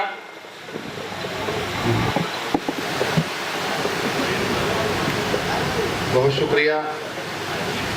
आज आलम बदी साहब के राजा क़िदरत के मौके पर तशरीफ़ फरमा सभी काबिल एहतराम विधायक, उनके परिवार के सभी लोग सामने बैठे, वो सब लोग माननीय विधायक जी से बेइंतहा मोहब्बत करते हैं। मैं बहुत ज़्यादा तो नहीं कहूँगा, लेकिन मेरा ताल्लुक माननीय विधायक जी से बेइंतहा करीबी रहा है। उनका मेरा रिश्ता उस तरीके से है कि लगातार टेलीफोन पे उनसे मेरी गुफ्तगू, बातचीत, कमाल भाई के सचेतक बनने के बाद लगातार वो सारी चीज़ें जो एक ऐसे नेता के अंदर जो बहुत सदियों में पैदा होता है, उनका नाम आलम बदी साहब है। 14 अगस्त 2025 में भी एक उन्होंने भाषण दिया था और उसके बाद आखिरी भाषण उन्होंने 23 दिसंबर 2025 को विधानसभा इम्तिहान देना पड़ता है। एक बार, दो बार, तीन बार, चार बार लगातार एक ही विधानसभा से लगातार जीतना, ये करम है अल्लाह पाक का और उनकी कार्यकर्दगी जो लोगों के दिलों में उन्होंने जगह बनाई। क्योंकि नेताओं के साथ हमेशा परेशानियां होती हैं, एक ऐसा माहौल बनता है कि हर एक 5 साल के बाद वो माहौल बदलता भी है, वो माहौल फिसलता भी है, अच्छा भी होता है और बुरा भी होता है। वही सारी हम लोगों ने सीख ली। मैं भी 3 बार लगातार अपनी विधानसभा से विधायक बना हूँ, तो मैंने भी उनसे बहुत, उनके साथ अपने अब्बू जी के इंतकाल के बाद मैंने उनसे भी बहुत कुछ सीखा। तो आखिर में बस यही कहूँगा कि जो दर्द मुझे हुआ अपने वालिद साहब के जाने के बाद, वही दर्द मेरे इन भाई को है।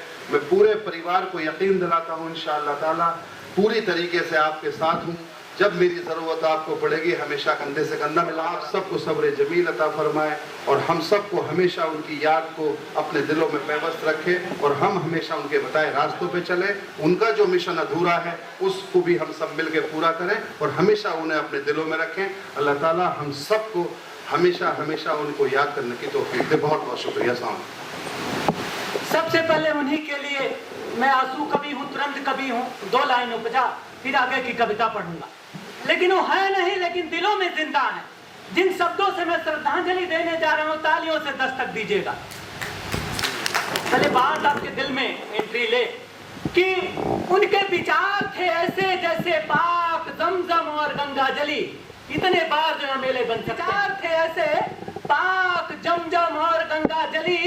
इसीलिए ये कवि अपने शब्दों से और हम सब मिलके दे रहे हैं श्रद्धांजलि। आदमी कि प्रीत की रीत में मेरी बातें हैं लाजमी और हम सबके दिलों में जिंदा रहेंगे जनाब आलम बदी आजमी। ये तुरंत की शायरी है सब, लेकिन मैंने जो कविता लिखा है मैं से पूछूंगा और उनका नाम अगर आ जाए तो जोरदार ताली बजाइएगा। आदरणीय राष्ट्रीय अध्यक्ष जी भी सुनते हैं, ये मेरा सौभाग्य है।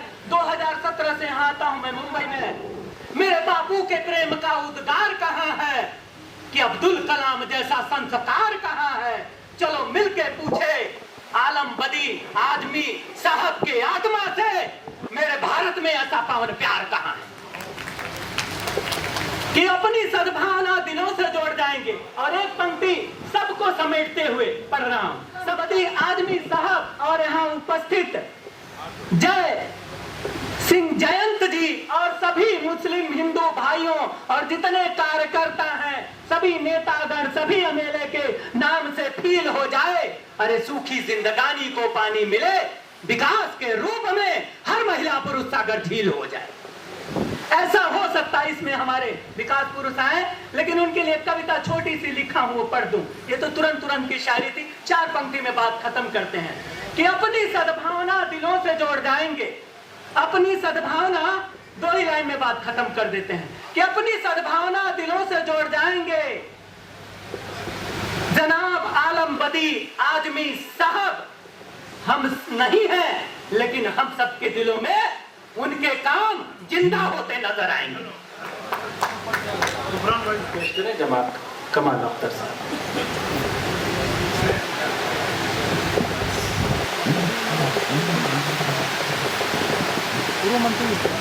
अस्सलाम वालेकुम। सदर मोहतरम, डाइस पे मौजूद हमारे सभी समाजवादी पार्टी के सीनियर एमएलए, सीनियर जाते थे, बूढ़ों में बूढ़े रहते थे। और मैं कह सकता हूं कि मेरे सबसे बुजुर्ग दोस्त थे। और मैं जब विधानसभा के अंदर पहली बार आया तो मैं आलम बदी साहब को देखा कि वो अपने हाथ में उर्दू की शपथ के लिए हर मुस्लिम एमएलए के पास जा रहे थे और कह रहे थे कि आप अपनी शपथ जो है उर्दू के अंदर लेंगे। मुझे भी उन्होंने दी। मैं गया और जाकर जो ऑफिशिएटिंग अध्यक्ष थे, उन्होंने जब मैंने शपथ ली उर्दू के अंदर तो उन्होंने कहा आपने शपथ गलत ले ली, ये सदन में हिंदी की भाषा है।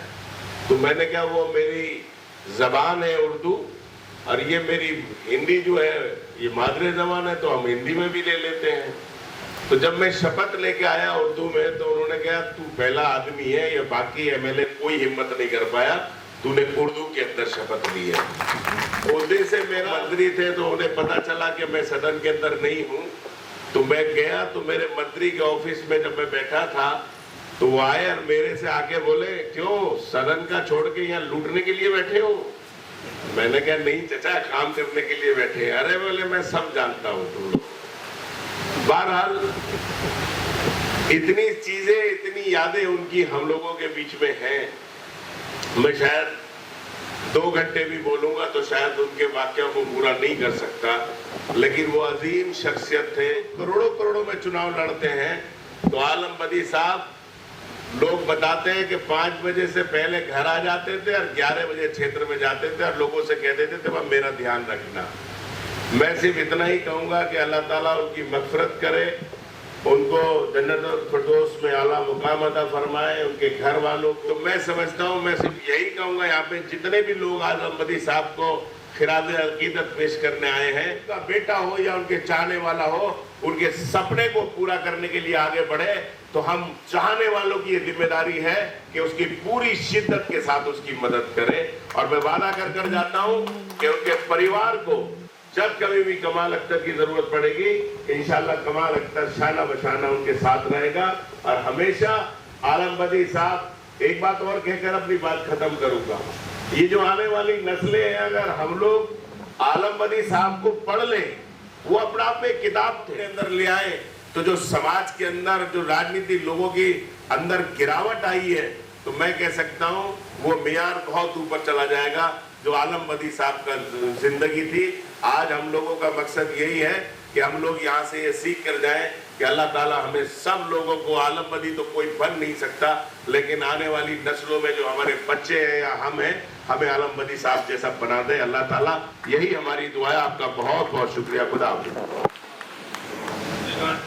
पूर्व मंत्रीगण, माननीय सभी विधायकगण, सामने बैठे हुए उनके चाहने वालों, सभी भाइयों बहनों का मैं हार्दिक स्वागत। निश्चित रूप से इस बात को कहने में कोई गुरेज नहीं कि उन्होंने ईमानदारी, सादगी की जो एक मिसाल कायम की थी, आज हम सब लोगों को के लिए एक बड़ी चुनौती है कि उस विरासत को आगे ले जा सके। खासतौर से आज के दौर में जो आधुनिक राजनीति है, जो चकाचौंध की राजनीति है, आधुनिकता की जो राजनीति है, जो ग्लैमर की राजनीति है, उस परिवेश में उस ईमानदारी आला मुकाम अता फरमाए और उनका परिवार खुशहाली के पद पर आगे बढ़ता जाए, ऐसी प्रार्थना हम सब लोग करते हैं। बहुत बहुत शुक्रिया।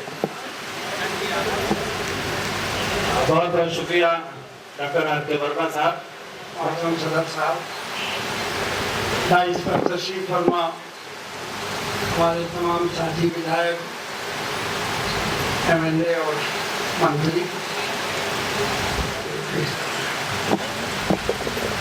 और मैं पीछे बैठा हुआ ये देख रहा था कि हमारे तमाम साथियों को ये प्रवृत्ति पे जल्दी जल्दी बोल के सत्संग खत्म करता कि जितनी की होगी, जहाँ भी होगी, जिस वक्त जरूरत होगी, इंशाअल्लाह आपके साथ रहेंगे।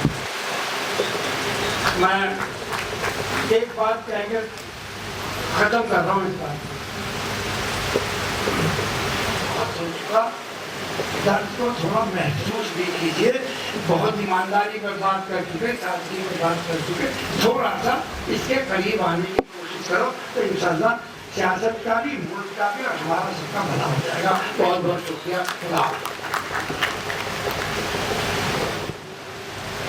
यहाँ पर डाइस पर मौजूद मेरे सभी विधायक साथी, सामने काबिल एहतराम बुजुर्गों, दोस्तों, नौजवान साथियों, जनाब सदर साहब, डेस्क पे बैठे हमारे बहुत ही सीनियर लीडरान, विधायक जी, पार्टी के सिलसिला भी चलाया है राजनीति में कि वालिद के मरने के बाद बेटे को जगह दी गई है, तो जो यहाँ इन अल्फाजों के साथ पूरा मैं आलम बदी साहब को खराज अकीदत पेश करता हूँ। बहुत शुक्रिया। आलम बदी साहब नहीं है और उनको खराज अकीदत पेश करने के लिए हम सब लोग यहाँ पर इकट्ठा हुए हैं। तो इस सभा के सदर मोहतरम मंच पर तशरीफ फरमा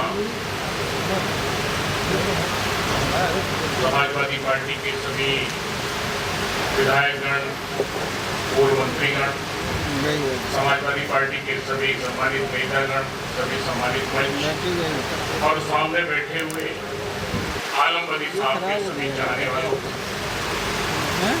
यह हम लोगों के लिए बहुत दुख का समय है, क्योंकि ऐसी क्षति समाजवादी पार्टी परिवार के लिए नहीं बल्कि पूरे समाज के लिए, आजमगढ़ के लिए और सभी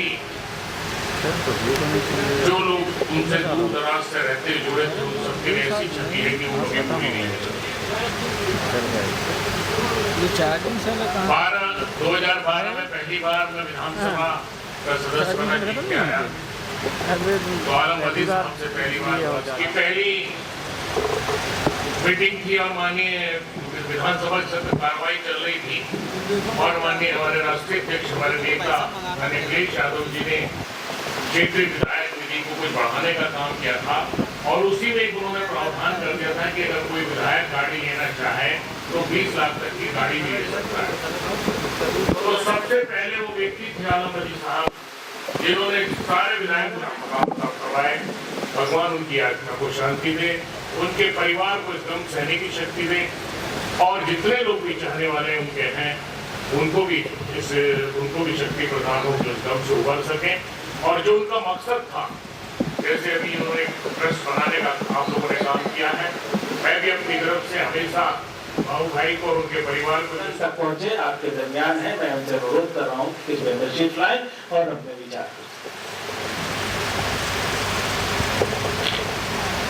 आज एक ऐसे शख्सियत की श्रद्धांजलि सभा है, इस सभा की अध्यक्षता कर रहे थे। उनको पता और सौभाग्यशाली है कि वो पार्टी के हमारे सदस्य सदारत कर रहे हैं और ये अध्यक्ष माननीय विधायक गांधी का 2024 में 26 जनवरी 2024 को मेरे पिताजी इस दुनिया में नहीं रहे, तो पार्लियामेंट के साथ जब उपचुनाव हुआ तो उसमें हम जीत करके आए। तो जब सदन शुरू हुआ तो आते जाते मुलाकात होती रहती थी और उनसे दुआ सलाम होता रहता। जब वो सदन में एक बार उनको बोलने का मौका मिला, हम सदन में थे, तो महात्मा गांधी को वो बाबाए कौम कहते थे, ये सब मुझे याद। और जब भी वो भाषण देते थे तो हम लोगों को सिखाया करते थे और पूरे सदन को ये बात कहते थे कि इस देश में अमन चैन लाना है तो बाबाए कौम के रास्ते पर चल करके ही इस देश और प्रदेश को हम आगे बढ़ा सकते हैं। आज वो भी हमारे बीच में नहीं है।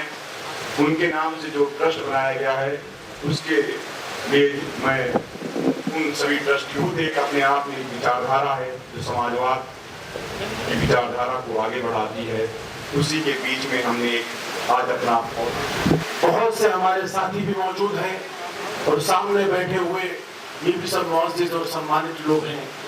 हम ज्यादा कुछ न कह करके आलम बदी साहब के लिए एक शेर पढ़ेंगे। हजारों साल नरगिस अपने बेनूरी पे रोती है, हजारों साल नरगिस अपनी बेनूरी पर रोती है, मगर बड़ी मुश्किल से होता है चमन में दीदावर पैदा। कुरान में है कुल्लु नफ्सिन ज़ाइक़तुल मौत, हर जानदार चीज को मौत का मजा चखना है। मगर कुछ ऐसे लोग होते हैं जिनको हम भूल नहीं सकते हैं। उसमें से ही आलम बदी साहब थे, जो सादगी के एक मिसाल थे, ईमानदारी के एक मिसाल थे। उनसे बहुत बार हमको सीखने को बहुत कुछ मिला। हम उनसे मिलते थे तो एक नई चीज हमको सीखने को मिलती थी, तो वो आज हमारे बीच में नहीं है। हम अल्लाह से दुआ करेंगे कि जन्नतुल फिरदौस में आला से आला मुकाम उनको अता फरमाए, और जो भी उनके जीने का तरीका था वो हम सब लोगों में अल्लाह ताला व्यवस्था कर दे, हम लोगों को सीखने का मौका दे। हम लोग उस पे उनके नक्श कदम पे जो चलते थे उस नक्श कदम पे चलने की तौफीक अता फरमाए। और जो हमारे ये बाबू भाई हमारे साथ हैं, हम इनसे भी और इनके परिवार वालों से भी एक यकीन और एतमाद के साथ एक बोल करके जा रहे हैं कि कभी भी अगर इस भाई की जरूरत पड़ेगी तो इंशाअल्लाह ये भाई हर वक्त इनके साथ कंधे से कंधा मिला करके इनके साथ चलूंगा इंशाअल्लाह। और ज्यादा मैं कुछ कह करके, बाकी जो अभी एक डॉक्यूमेंट्री पेश हुई, आप लोगों ने सब कुछ उसमें देखा, और एक अभी जो उसको पेश किया गया है उसमें भी जहाँ भी मेरी जरूरत होगी मैं इंशाअल्लाह हर तरीके से इनके घर वालों के साथ, इनके परिवार वालों के साथ हमेशा खड़ा रहूंगा। इन्हीं बातों के साथ मैं अपनी बात को खत्म करता हूँ। फिर एक बार मरहूम आलम बदी साहब को मैं खिराज अकीदत पेश करता हूँ और अल्लाह से दुआ करता हूँ कि उनको जन्नतुल फिरदौस में आला से आला मुकाम अता फरमाए। आमीन। बहुत बहुत शुक्रिया शकील खान साहब, और यकीनन उनके तमाम साथीदान और उनके बेटे यानी फिसरजादे भी बहुत, उनकी दुआ ऐसी लगी कि 2012 से मैं और वो और हमारे सारे साथी विधानसभा पहुंचे और सरकार करी। मैं यही कहूँगा कि बुजुर्गों की दुआ मिलती रहे हम लोगों को। बाबू भाई आपकी लोग कभी कोई पूरी नहीं कर पाएगा, हम तो खाली आप हम बांट सकते हैं। जब आप घर जाएंगे, जब आप उनकी बात याद आएगी, तो आपको उतना ही गम होगा जितना आज है। लेकिन हम सब आपके साथ हैं, हम सब आपके इस गम में शरीक हैं, और अल्लाह से दुआ करेंगे आपका गम कम हो और आपको अल्लाह ताला वही मकाम अदा करे जो आपके वाले साथ हो गया था। शुक्रिया, खुदा हाफिज़। बहुत बहुत शुक्रिया। मैंने कहा था कि हर किसी के पास एक खूबसूरत वाक़या और खूबसूरत तजुर्बा जुड़ा हुआ है, और वो सब बयान कर रहे हैं, और जो नहीं कर सके हैं वो लिख करके ज़रूर दें। ये आलम बदी साहब के इस तारीखी जलसे में मुझे आने का मौका मिला। आलम बदी साहब की सियासी ज़िंदगी का इब्तिदा मुस्लिम मस्जिद से हुआ, और मुस्लिम मस्जिद का एक अनमोल हीरा आज दुनिया से जुदा हो गया, लेकिन उनकी यादें वाबस्ता हैं। और इंतकाल से 15 दिन पहले मैं और नदीम सिद्दीकी साहब घर पर मुलाकात भी करने गए थे, और काफ़ी गुफ्तगू, क्योंकि वो हम लोगों से बात करते थे इस अंदाज में कि जैसे घर वालों से बातों पर चले, जिस तरह की वो सोच रखते थे उसको परवान चढ़ाएं। खुदा आम थे जो साथी अभी कह रहे थे, मैं कभी उस तरह का इंसान अब आगे आने वाले दिनों में पैदा होने वाला नहीं। हमने कहा कि बहुत सी चीजें हमारे साथियों ने कहा कि हम उनसे प्रेरणा लेकर के कम होते हैं। हम लोगों ने तो अपना एक अभिभावक खोया है, अपना गार्जियन खोया है, अपना नेता खोया। हम लोगों को याद है कि आजमगढ़ में जब कोई सांप्रदायिक तरह होता था तो वे साहब गवाह हैं, आलम बदी साहब परेशान हो जाते थे और कहते थे अध्यक्ष जी किस तरह सबसे बात करके इस मसले को हल कराया जाए। इसमें किसी एक पक्ष का नुकसान नहीं, सबका नुकसान। जब पार्टी में कोई बात होती थी और कहते थे कि सबको लेकर के चल करके पार्टी को हम मजबूत बना करके हम लोग सभी सीटें जीते हैं, यही हमारा आपका सबका कर्तव्य है। यही अपने नेता के प्रति, पार्टी के प्रति हमारा प्रेम होता है, जिम्मेदारी होती है। और जब कभी कोई बात आती थी तो आगे चल करके, पहले कोई प्रोग्राम बनता था तो आगे चल करके वो प्रोग्राम कैसे सफल हो, कैसे आगे बढ़ाया जाए, आलम बदी साहब आगे बढ़ करके वो काम करने का काम करते। तमाम ऐसे हालात थे। अधिकारियों के साथ जब उनकी बैठकें होती थी, उनके तर्कों के सामने चाहे वो डीएम होते थे, चाहे एसपी होते थे, चाहे डीआईजी होते थे, चाहे कमिश्नर होते थे, वो लोग बोल नहीं पाते थे। वो एक इतना बड़ा व्यक्तित्व उनका था कि उसके सामने वो लोग बौने साबित नहीं करते। आज पूरे जनपद में हम लोग निगाह दौड़ाते हैं कि हम अपने दुख सुख को, अपने राजनीतिक बात को, सामाजिक बात को किससे कहेंगे, किससे अपेक्षा करेंगे। आज वह चेहरा आजमगढ़ में नहीं दिखाई दे रहा। आज उस तरह का व्यक्ति आजमगढ़ में नहीं दिखाई दे रहा। ये हम लोगों के लिए इससे बड़ा कष्ट की बात कोई हो नहीं सकती। ये हम लोग जब से उनका इंतकाल हुआ है, हम लोग इस बात पे चिंतित रहते हैं। सामान भी नहीं आया। पार्टी को किस तरह से आगे बढ़ाने का काम किया जाएगा, हमारी बात कौन सुनेगा, कौन हमारे साथ पार्टी में आगे बढ़ने का काम करेगा। ऐसे हालात में मैं जो साथी आए, जो उनके बारे में बोले और उनके प्रति श्रद्धांजलि अर्पित की, उन सबके प्रति आभार व्यक्त करता हूँ कि उनकी शख्सियत इस तरह की थी कि सब लोग इतनी देर से कार्यक्रम चल रहा है, बैठे हैं, लोग सुन रहे हैं। मैं बाबू भाई तो धन्यवाद दूंगा कि इस तरह का पुत्र सबको नसीब हो, इस तरह का लायक बेटा सबको नसीब हो, जो उनके साथ दिन रात चल करके साना बसाना उनके साथ हर कामों में उनकी नाक कान बनने का काम किए थे। उनके बातों को सुनते थे, वो डांटते भी थे और ऐसा कभी पलट करके कोई बात नहीं करता था और सुन के उस बात को, काम को आगे बढ़ाने का काम करता था। इनकी भी सलाहियत, इनकी भी जो कार्य है आज पूरे निजामाबाद में चर्चित है। इनके बारे में सब लोग जानते हैं और जब भी कोई संगठन का काम होता था कि निजामाबाद विधानसभा में यह काम करना है, तो विधायक जी पहले ऐसे शख्स थे जो अपने विधानसभा से सबसे पहले शुरुआत करते थे।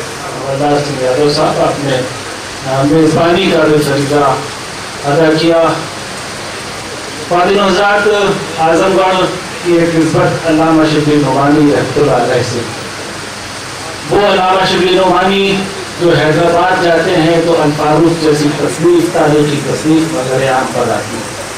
तो लखनऊ आते हैं तो दारुल उलूम मरकज़ुल उलमा के वक़ार में इजाफा होता है। ऐसा मुर्रिख, ऐसा मुहर्रिर, ऐसा आलिम और ऐसा कलमकार, और उसकी निस्बत जब वो आजमगढ़ वापस जाते हैं तो दारुल मुसन्निफीन को कायम करते हैं। वो इदारा जो तहरीर और तस्नीफ और तारीफ के लिए मशहूर है। और आलमबदी आज़मी एक वैसा मेले है, मैंने बहुत से मेले देखे। औलिया होते हैं, बड़े बुजुर्ग होते हैं, बड़े बड़े सूफी हुए हैं, उनके बारे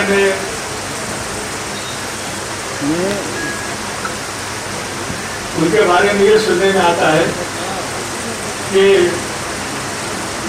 वो कुछ ऐसे काम उनके जरिए से होते हैं जिनको लोग करामत कहते हैं। करामत होगी उनके, एक दो चीज आमतौर से नहीं होती है, वो उनके जरिए से हो जाती है।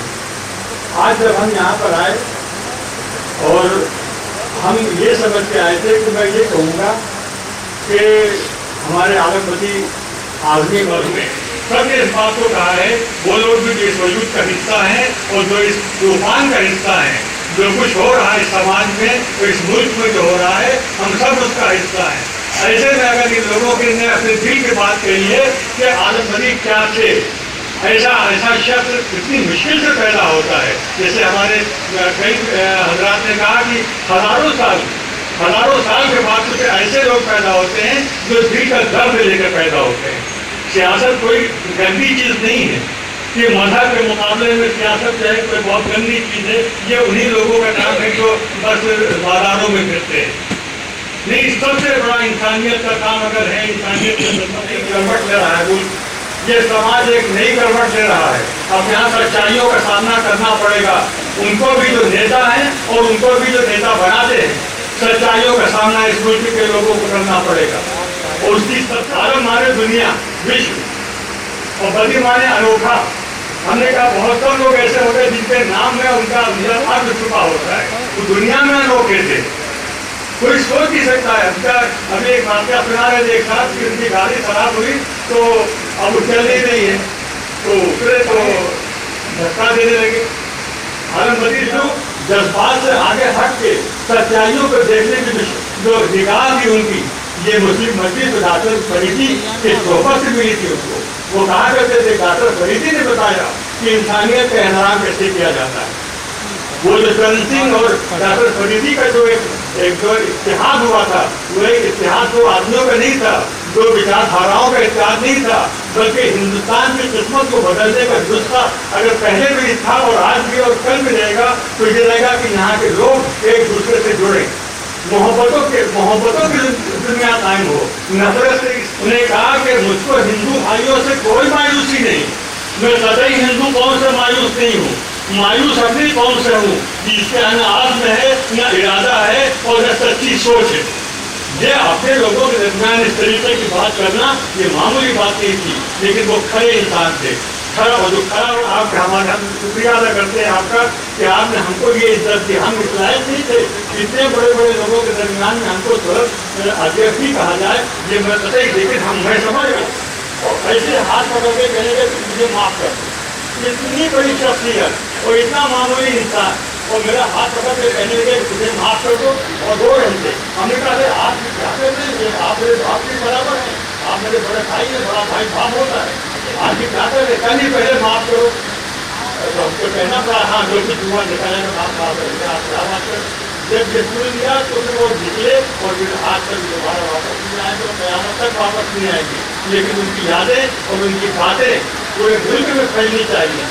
हर शख्स को सबक लेना चाहिए कि हमको आलमबदी बनना है तो कामयाबी नाकामी इससे नहीं देखी जाती है कि आप कितना जीते कितना हारे। कामयाबी ये है, ये लोग भी बैठे हुए 3 घंटे से बैठे हुए हैं है तो यही हमारी इबादत है और ये इबादत जो कर लेगा वो पक्का मुसलमान हो जाएगा, वो पक्का हिंदू होगा और वही आलमबदी के रूप को उसी विचार के लिए। तो इतनी सी बातें कहना है, पता नहीं क्या क्या कह गए हम, लेकिन हमसे जो मोहब्बत थी उनकी उसका तो ये नहीं चाहता कि बोलते से समाज का शिकार थे तो मेरे घर वाले समझ जाते थे कि चचा मेरे का खून है। ये उनकी शख्सियत थी। मैं उनके बेटे और आज के मुफ्तमीम जनाब मुस्तजाब आलम बाबू से दरख्वास्त कर रहा हूँ कि वो शुक्रिया की तजवीज़ पेश करें और हज़रत मौलाना के हुजूर की दरख्वास्त के हुजूर पे आज के इस ताज़े जलसे का इख्तिताम करें जनाब बाबू साहब। अल्लाह ताला वालिद मरूम को मग़फ़िरत फरमाए और उन्हें जन्नतुल फिरदौस में आला मकाम अता फरमाए। और सभी आप लोग यहाँ आए, इतना वक्त दिए, फिर से दिल से शुक्रिया अदा करता हूँ। शुक्रिया।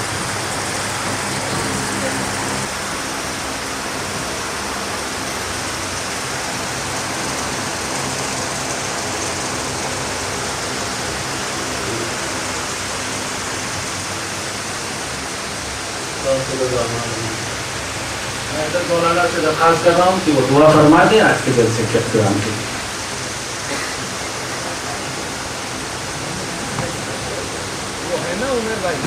अल्लाहुम्मा अंतस्सलाम व मिनकस्सलाम तबारक रब्बना व तआला या ज़ल जलाली वल इकराम। अल्लाहुम्मा सल्लि अला सय्यदिना व मौलाना मुहम्मदिन व अला आलिहि व बारिक व सल्लिम। रब्बना ज़लमना अनफुसना व इल्लम तग़फिर लना व तरहमना लनकूनन्ना मिनल ख़ासिरीन। रब्बना इग़फिर ली व लिवालिदैया व लिलमुमिनीना यौम यक़ूमुल हिसाब। अल्लाह हमारे आलमबदी आदमी मरहूम की उनको जन्नतुल फिरदौस में जगह अता फरमाए, उनकी रूह को सुकून अता फरमाए, उनका नेमुल बदल अता फरमाए, उनका अच्छा जानशीन अता फरमाए। अल्लाह इस मुल्क के अंदर एक बार फिर से मोहब्बत की, साथी की और सच्चाई की हवा चला दे। अल्लाह हर शख्स को की ज़िंदगी में खुशहाली लिख दे, इत्मीनान लिख दे और डर और खौफ के साए से अल्लाह ताला बचा ले। बस यही दुआ है। अल्लाह रब्बना तक़ब्बल मिन्ना इन्नका अंतस समीउल अलीम व तुब अलैना इन्नका अंतत तव्वाबुर रहीम।